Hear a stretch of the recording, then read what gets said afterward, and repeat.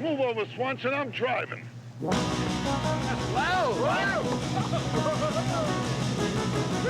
Hey, Square!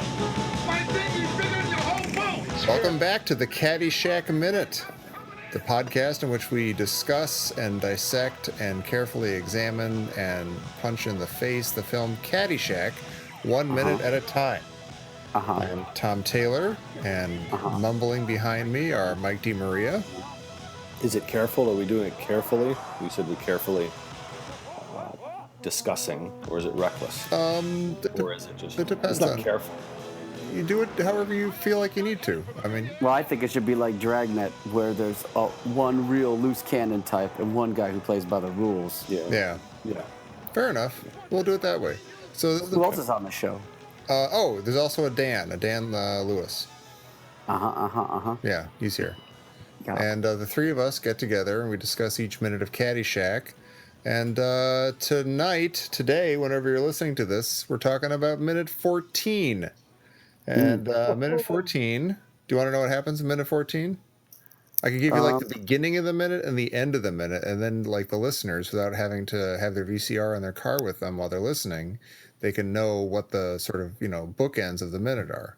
Like the Could I start out the rundown? Because I wrote it down basically in bullet points, and then maybe you could continue, Tom, and we'll try that kind of thing. Okay. Or unless you want to start, and then I can. Well, I mean, are you continue, starting with your actual comments about the minute? Because Mine go like this. It's simply a rundown good. so that the do that. people know. This will be great. Okay, minute 14 starts with Danny manning the caddy station and register for Lou. He was already manning it before. Lou had asked him a couple minutes ago. Lou Loomis. It's continuity. He didn't ask him a couple of movie minutes ago. He asked him a couple of Caddyshack minutes ago. Right. Tony D'Annunzio approaches the cage door with his caddy ticket, but Danny tells him he can't pay him, that Lou has to. Tony gives Danny $1 and asks for a Coke, which Danny opens and gives to him along with 50 cents change. Are you going through the entire minute? Yeah. Sounds like it. He tells him Lou raised the price of Coke because he's been losing at the track. D'Annunzio says he ain't paying no 50 cents for no Coke. Danny says, then you ain't getting no Coke. Take it from here, Tom. Well, that's the minute. No, that's not quite the minute. No. You don't get no Coke. Know what I mean? No, see, D'Annunzio goes. He does it very calm. He does it very nonchalant. He goes, oh. It's true. And then he gets loud. He goes, oh, I ain't paying no 50 cents for no Coke. And then Danny does it a little over the top. Oh, then you ain't getting no Coke. You know what I'm talking about? Yeah. He's very smooth about it. You're right. And then he gets all worked up. Yeah. And then he wants to beat him up. Yeah. Go ahead. Then he Tom. starts. And he tries to punch him through the fence, through the screen of the door, and then as Danny is taunting him. Okay, no, wait, hold that because I have a question about that later on. But then Lou, whose name I always forget, I always just call him Brian Doyle Murray. Lou Loomis. Lou shows up, kicks Danny out of the office, the safety of the office, so that now D'Annunzio can beat him up. And as far as we get here is that he's trying to play it cool, and he says, "Hi, guy." And that's the end of the minute. So everything you just heard is what we're going to be talking about in today's episode of the Caddyshack Minute. There's a lot of meat there. There is. It's a good minute. It's a good, solid, robust minute. Oh, you don't get in a Coke. Okay, now Know what I mean? I have two questions to start this off with, even though we started minutes ago. I don't. So am I the only one who doesn't understand the ticket thing and getting paid as a caddy? Like, what is the what is that? What does that ticket show? The member had to sign his card. That's his card. Okay. Yeah, I think it's pretty easily inferred there, Tom. Yeah. I guess what I'm wondering is, I know there are tips involved and things like that. Are the tips on top of that completely? The irony of this is the one of us that's from Connecticut doesn't understand how things work at a country club. Well, I don't talk to the help or the servants or the support staff. Again, remember too, Mike, that what he may know from living in Connecticut, he is more than offset by his lack of sports knowledge or any kind of sporting life. That's true. But he was being a dandy. He was still taken to the country club. I mostly hung out at the snack bar. It's like So I don't know Spalding. how that. Exactly. I wanted a hamburger and a cheeseburger. All right. So Tom, let me just explain. There are these people that are like help, and Yeah. they carry the bags for the hoi polloi such as yourself. And these people, they're not doing this because they want to do it. They're doing it because they get paid. They got to go back to a barn where they give a ticket to a guy, and he gives them money for that. And then with that, they buy a piece of bread and some porridge. Yeah, like a living wage. So they, Yeah. they get their bread and their porridge, and they come back the next day and help us some more, right? Yeah, that's right. That's commerce. That's the world going around the sun. That's beautiful. Okay, next question. Yeah, let's Okay. move off this one. Next question. Why does it look weird to me to write the plural of caddies with an IE? I wanted to write CADDYS. That looked right to me. But CADDIES doesn't look right. Caddies. Okay, can I go back to this again? Again, the guy from Connecticut, which I read had the highest IQ on average of all states. We do. Just having trouble with the pluralization of Connecting. standard words. I here. understand that I'm spelling it correctly with the IE, but it just doesn't seem right to me. You know, Yeah, I know words you look at sometimes- them, and they just don't hit your eyeballs right. Yeah, I know what you mean by that effect, though, too. Yeah. That's happened to me with I must admit, very simple words. But, well, what do you think, Mike? Yeah, that's fine. I'm stopped listening to him. Minutes ago. Yeah, literal Caddyshack minutes ago. Caddyshack minutes ago. Yeah. Last listen to days, Tom months ago. at the tail end of Caddyshack 7 when it sounded like Tom was choking and needed an ambulance. And that was the last time Mike. That's the last time I listened to him. He was on the edge of his seat, listening for the final death rattle that never came. He was so disappointed, he just gave up, which I understand. Danny doesn't pay for that Coke. I was going to say that he got a free Coke out of it because he walks out of it. Yeah. I wonder. But he also pays- I wonder what D'Annunzio was expecting back. How much was a Coke prior to the 50 cents? Yes, another very raise? good question. I was How thinking, big of was a it raise? quarter? Was it a 100% increase? You know what's interesting? I've always assumed that it used to be 25 cents, but there's nothing to. It could have been It could 45 have cents. been, yeah, yeah, exactly. It D'Annunzio have could have been 45. making all this hubbub over 5 cents. Also- yeah. It seems weird that they're buying it through the office. Like, isn't there like a Coke machine around or something? Or, you know, it's weird that one of the services of like Lou's office is to sell the caddies Cokes. Yeah. Just a rough search here of the price of Coke in the 70s, 35 to 45 cents, the 80s, 50 to 75 cents. One can kind of read between the lines there to think it was probably about 40 cents. Maybe he raised it 10 cents, which is, that's a 25% hike. That was a nice use of the internet, Dan. That was good. I was just looking at my Coke futures, and turns out I've made a skyrocketing. lot of money over the last 115 years. Hold on to that. I'm gonna Stop losing at the track. Yeah. If that recipe gets out, I'm screwed, though. That's it. Very interesting question. I never thought about what the Coke was before. I just sort of thought, oh, it went up. I didn't even think about it. You guys are more inquisitive than I am. I just thought, whatever. Yeah. That's good, though. And D'Annunzio is so mad at Danny for it. It's like Danny had nothing to do with how much the Well, Coke that's cost. Danny was being a little bit of a prick about it, though, too. As He is. usual. Well, he could have just let him say, oh, then I ain't paying 50 cents for the Coke. He said, okay, well, we'll bring it up with Lou. He decided to escalate it. And he went, Yeah, watch it, jerk.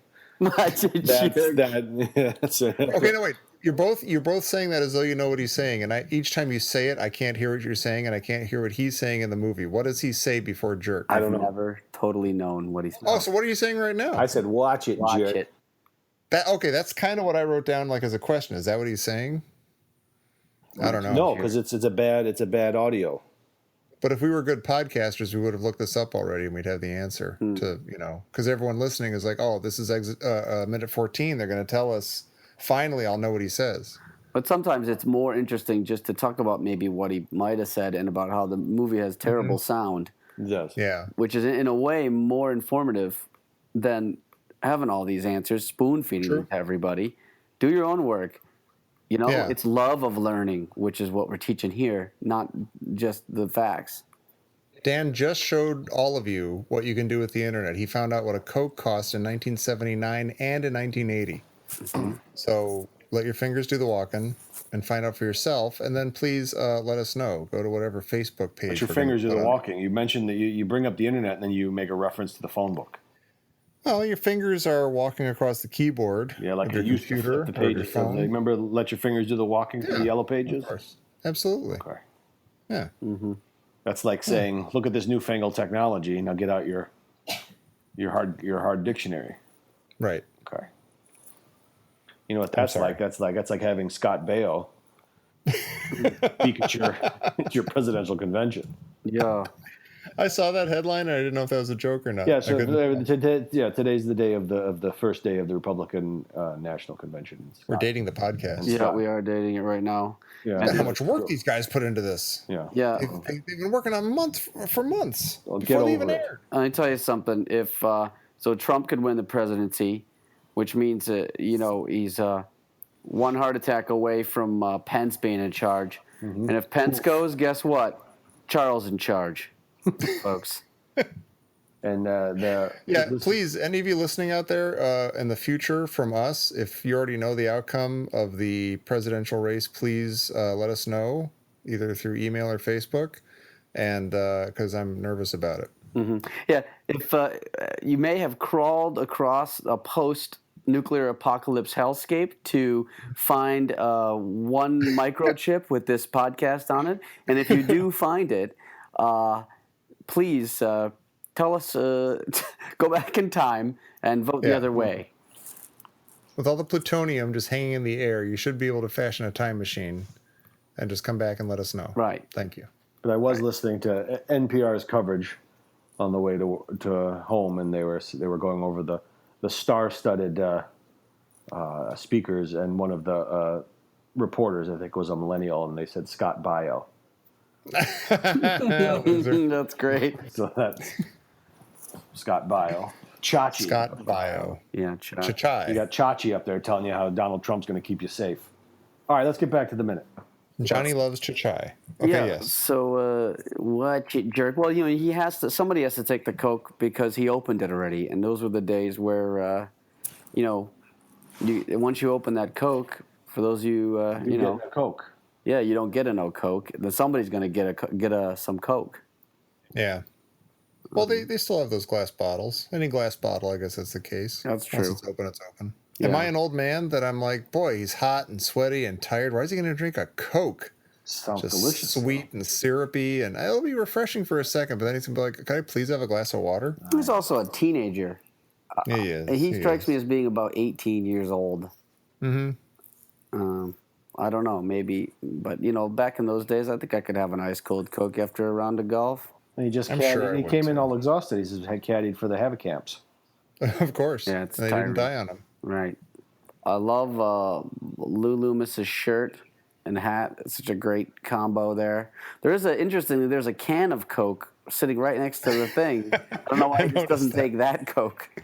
Yeah, that suggests to me that there's a machine around the corner or something. Yeah.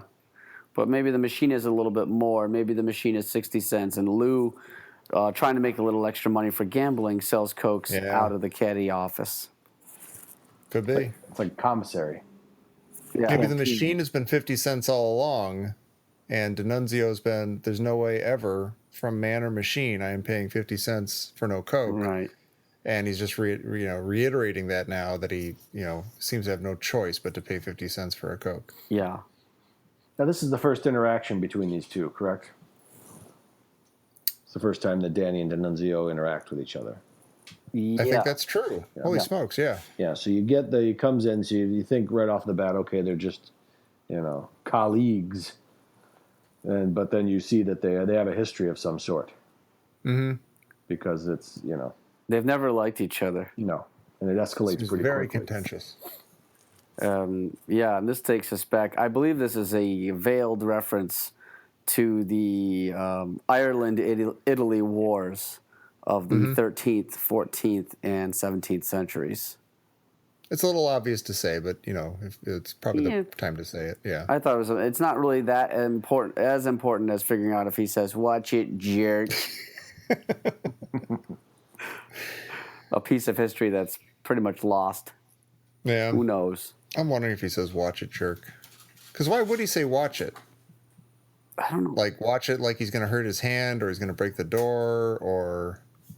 I think it was a bad. I think they had to go in and do something, like do some extra overdub or something because it didn't come out clear. Yeah, something. I think. Yeah, but you think that'd be super clear? Like it would be like so totally fakey. Like sounds like he's in a room thousands of miles away recording a new line. I just watched it again with a laser-like focus, and he says "watch it, jerk." I'm almost certain. All right. It doesn't really make any sense. Not really. Like watch what you're doing, kind of thing. Because he's trying to shake the door open to get at him. What's interesting also about this is that like. So is he never going to see them again? Like, if you piss somebody off, if you piss somebody off that badly, like, they're not just going to be like, well, I'll see you later, and I'm like, kick your ass then. Yeah, like Lou showing up now is just, speeding up the inevitable. Like, this scene was going to play out no matter what. Maybe it's like, you know how D'Annunzio is. Get him fired up right away, but later on, he's a teddy bear. Right. Yeah. Once he's had some time to think. Yeah. You hope. He's a cerebral guy. He'll work it out. He'll come to his senses. But again, we get back. I feel like we've talked about this about 6 times, but Danny again is just—he's not a likable character. He's an anti-hero. I guess so. Yeah. I mean, I don't like him yet. How about that? I don't like him yet either.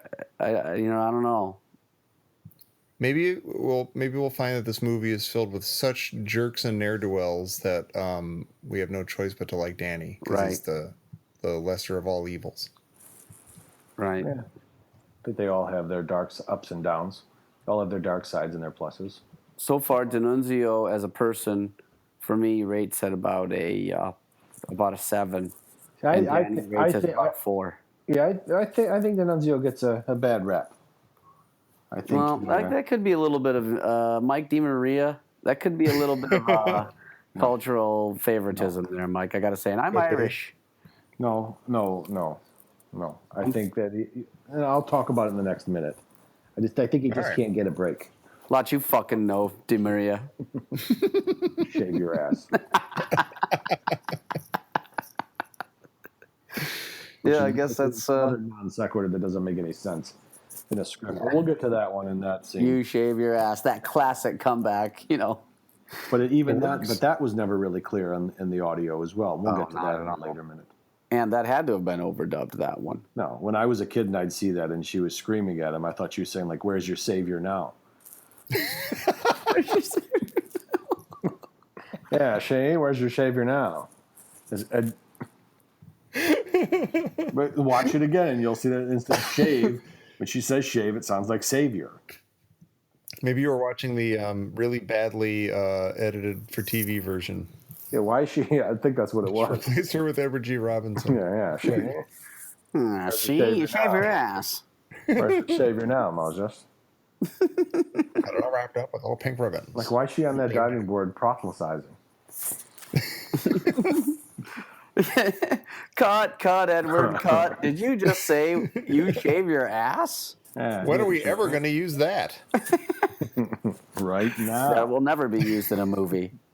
We'll get to that later, though. Danny could just give him the Coke. Once Lou goes through the door, he's got a full Coke there. He could just say, look, let's let bygones be bygones. Have a Coke. I got it for free. Do you think that would have worked? Do you think that would have calmed D'Annunzio down? He would have accepted that? He's ready to enjoy this thoroughly, but that's in the next minute. Danny doesn't seem to take anything seriously. No. I mean, really, D'Annunzio now could have a Coke and beat up Danny at the same, almost at the same time. No, he doesn't take anything seriously. And when we meet Maggie in future minutes, we'll understand that Danny really doesn't take anything seriously. I give him a little slack because he's a dumb teenager. We know that D'Annunzio is going to beat his ass, not just because of the confidence, but because his shirt has no sleeves. Right. And that's the universal sign of the 1980s tough guy. Mm-hmm. Kelly Leak from Bad News Bears. You got your Charlie Sheen from Major League, and you got your. I thought I had another one there, but maybe some kid from Stand By Me or something.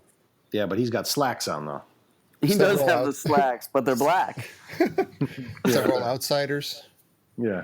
Yeah. Assorted outsiders. Outsiders, right? Yeah. All of them, everyone.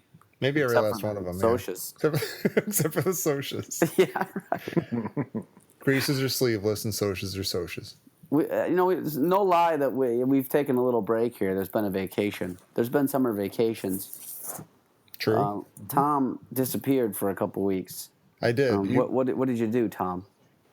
I visited my hometown in Connecticut. Oh, where boy. Oh yeah, I dressed just like Dick Cavett the entire time. Had my little boating hat and blue blazer, and I did nothing. Did you shake your booty down by the dock, or? I did, but with restraint. Shaking your booty down by the dock is really more of like a hip pivot sort of thing. Like Right. as your feet are firmly in place, you don't want to spill your cocktail or your shrimp tartare. Tar. Yeah, you just dignity at all times, even when shaking your booty. Is shrimp tartare, is that a thing? I think I made it up just now. Because that's a raw shrimp, bad idea, generally speaking. Wait, is that true? There's a lot of raw shrimp in the world, isn't there? Isn't like I think you get really good stuff maybe, but I don't think you can get that, the farmed stuff from the Ceviche. Philippines. well, like when you have like a shrimp cocktail, is that cooked and then No, Yeah. that's chilled? cooked, Tom. It is That's cooked. Because when it's pink like that, Tom, it's When been it's- cooked. Yeah. When it's pink, When believe me, like when it's veiny, raw, when you'd it's- notice, my when it's friend. raw and it's like slate color. Yeah, you are This is explaining a lot. I had some raw crab at a Korean place out here because they ferment it the way they do kimchi, and Oh, it's wow. a very strange experience to be eating that raw. It's very weird and good, but it's weird. Chewy, like It's more like mochi or something. Weird. Like it's got a sort of soft. I like mochi. It's not chewy. my barf. Mm-hmm. Sounds you could right. One time I got sick from food poisoning from shrimp, and they say it's one of the worst ones. And in fact, it was the only time I ever got food poisoning. And and everybody's always getting food poisoning. I can't go. I got food poisoning. I can't. But like I always said to people, where are you getting all this food poisoning? I've never had food poisoning. You just be careful. What are you doing? And then the one time I finally got it, it was as though it was like payback for all that time of not being empathetic for other people's food poisoning. Mm-hmm. And I got it one time for shrimp. And I tell you, I was sitting there at my computer, and suddenly in my head, a countdown starts. Yeah, I told you. That countdown That's my started. line. You know what? No, that's my line. I use that one That's a line. I've been using it for years. because I told it to you. I said, no, I'm telling you right now. Because this happened years ago, and I mean years. I said it to you because it happened to me where I was out in public and it's like something hit like a bomb. Yeah, right. System. Well, The all lights- right. Well, I didn't credit you. Your eyes roll back in your head and you see that digital clock red. Yeah. Like 15 minutes. And it starts to count 15 down. minutes. Mike, this was 8 I seconds. understand that. I'm just throwing a number out there. Okay, and yeah. start saying your goodbyes, and you say, "I got to get in my car and I got to get home." And you just know it too. But Mike, you what's know, like so sudden? your body knows that there's no intervention that No. can happen. No. Nothing. No. Okay. And then so Mike, credit to Mike. I didn't realize I was stealing that. Shout out to you, Mike. Yeah. But I didn't realize I didn't realize I was stealing that from you. I was like Led Zeppelin, basically, taking that one. You were like Not Jimmy according to Page. the court. Well, listen, Led Zeppelin there's a lot of thievery going on there. Yeah, Jay Point Combs, is, they stole. I ran to Dazed the- and Confused. yeah, that one they stole for sure. All right, I ran to the bathroom, though, I have to tell you, and I had a horrible decision to make. I had a horrible, horrible choice to make. Sophie's Choice. It was like a Sophie's Choice, but like a bathroom version, if I might make an indelicate comparison. It was. That'd be it was gross. I said, "Do I go? Which way do I face?" And I thought, well, I can't exactly be, cleaning doo-doo off the floor. So, boom. Explosive on both ends. It was Wow. like a Roman candle lit on both ends. Wow. Is this in a public place or is this Nah, I was at home. you're Thank at goodness. home? Okay. Wow. Thank goodness. I've heard of people getting that, and I've never experienced that. Knock on wood, but Yes, you have. I think I probably would have made the same. Yes, Wait, you what? have, Tom. Yes, you Have I? have. Yes, you have. You say that so knowingly. You were dressed as the Jolly Green Giant. That was only One Direction though. That was bizarre. God, that was bizarre. Oh, what happened? Jody and I were getting ready for a Halloween. I sure hope it was Halloween. It was Easter Sunday. I was getting dressed up as the Jolly Green Giant. Jody's putting her costume together. Such a good costume. Cutting out little felt leaves. She's Sprout. I'm the Jolly Green Giant because she is somewhat short and I'm extremely hazardously tall. Were you wearing only a leaf to cover yourself? I had like a felt sort of leotard sort of. Oh, I can understand everyone else vomiting, but what happened? What about you? I saved everyone from barfing. I was like, I'm not going to the party. No, I was getting ready. I was like, gosh, I've been eating. I still don't know what got me sick, but everything tasted like. Was it frozen seeds. peas or? No, it was.